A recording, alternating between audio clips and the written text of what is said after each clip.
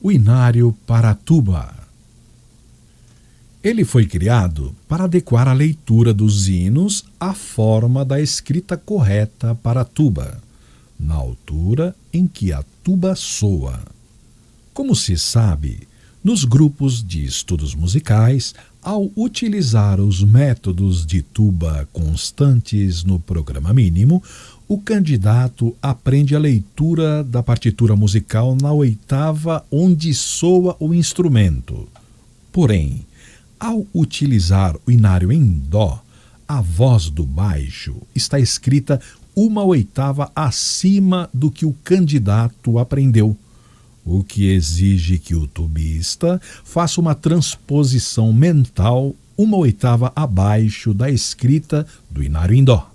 Agora, com o inário para tuba, o tubista terá a voz do baixo na tessitura real do instrumento, que é a escrita tradicionalmente utilizada em todas as partituras e métodos no mundo todo. Quanto às vozes do inário para tuba, o inário tem escritas as vozes do baixo e do soprano. E por que apenas essas duas vozes? De acordo com o Manual de Orientação Orquestral, nas nossas orquestras, a tuba tem como única voz a voz do baixo. Porém, numa eventualidade em que não exista outro instrumento na orquestra, além do órgão, o tubista poderá ser solicitado a executar a voz do soprano. Mas, se houver outros instrumentos além do órgão, esses deverão executar a voz do soprano e a tuba deverá executar apenas a voz do baixo.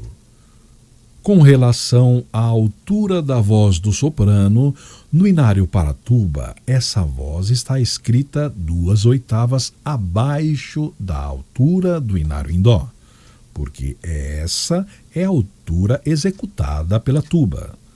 Ouça, por exemplo, o hino 208 na voz do soprano, na altura escrita no inário para tuba.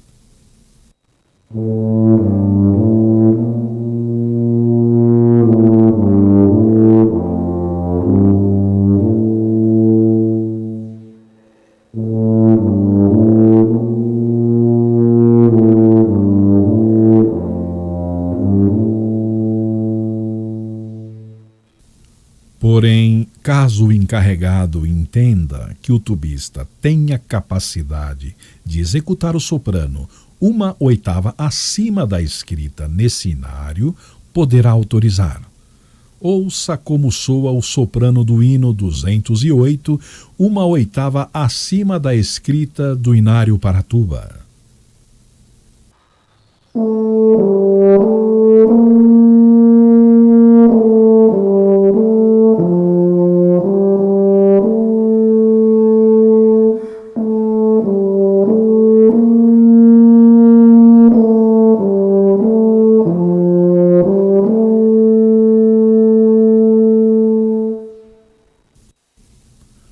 Outro ponto importante no inário para a tuba é com relação às respirações.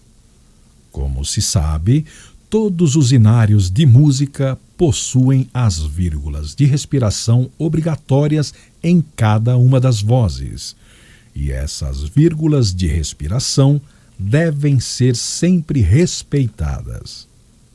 A tuba, porém, é um instrumento que utiliza uma quantidade muito grande de ar, o que impede que o tubista mantenha uma coluna de ar constante, respirando apenas nas vírgulas de respiração.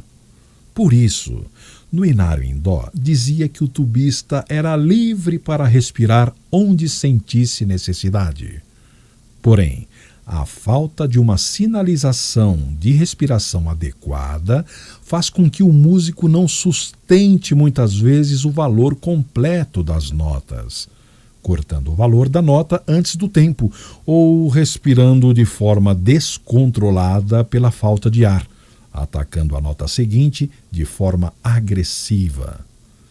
Além disso, Essas respirações desencontradas de cada tubista fazem com que não haja som de conjunto entre os tubistas por falta de uniformidade de respiração. Por esse motivo, no Inário para a tuba foram acrescentadas respirações opcionais, como se vê nessa imagem. Como o nome já diz, essas respirações são opcionais e só precisam ser obedecidas se o músico sentir necessidade. Assim, nas vírgulas de respiração, o tubista deve sempre respirar.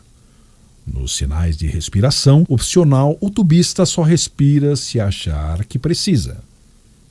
Porém, o tubista não deve respirar onde não haja vírgula de respiração ou onde não haja sinais de respiração opcional, para que haja uma uniformidade de frase. Então, quando é que se devem ser utilizadas essas respirações opcionais?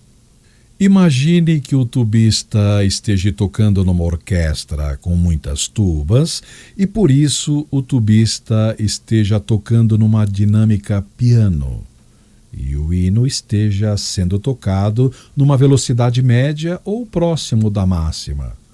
Nesse caso, o tubista utilizará uma quantidade menor de ar para tocar e, eventualmente, não precisará usar todas as respirações opcionais. Porém, imagine que o tubista esteja tocando sozinho com uma orquestra de 60 músicos, com a Irmandade cantando bastante forte, e que a velocidade do hino esteja próxima da velocidade mínima. Neste caso, o tubista precisará de todo o ar necessário para manter o corpo do som durante toda a frase musical. Para isso, ele precisará utilizar todas as respirações opcionais. Ouça o baixo do hino 46 sendo tocado numa velocidade próxima da máxima com uma dinâmica piano. Perceba como o tubista não necessita utilizar todas as respirações opcionais existentes.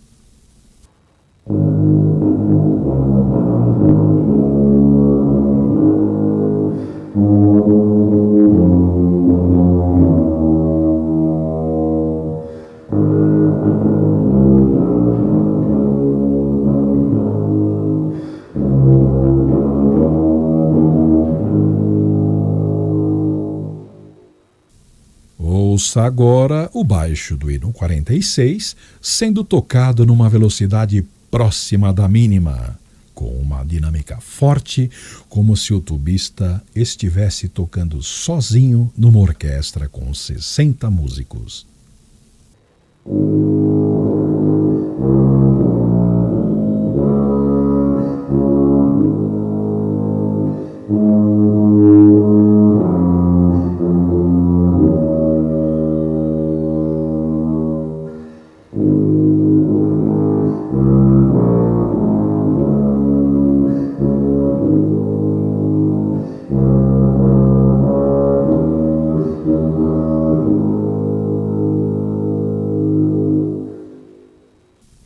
Perceba que, em ambos os casos, o tubista conseguiu manter o corpo do som em todas as notas, mesmo em dinâmicas e velocidades tão diferentes. Essa é a função da respiração opcional: possibilitar ao tubista manter a qualidade musical da voz do baixo em qualquer situação.